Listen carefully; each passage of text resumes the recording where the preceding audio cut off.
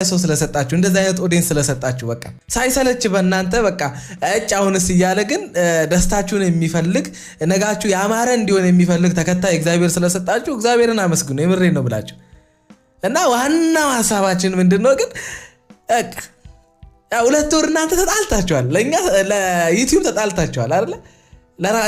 ለዩቲዩብ ተጣልታችኋል፣ ለኦዲየንስ ተጣልታችኋል፣ አንድ ላይ አይደላችሁም። ፍቺ ድረስ ደርሳችኋል።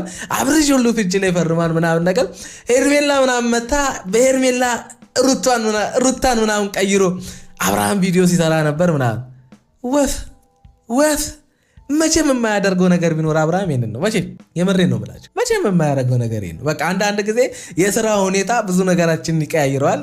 የባህሪ ለውጥ አምጣ አለ ሰውየው፣ ከየት ይምጣ ይባላል። እና በቃ ግን ብዙ ነገር ማውራት ፈልጌያለሁ፣ ግን በቃ አይሆንም። በጣም ስለምወዳቸው ምንም ነገር ማውራት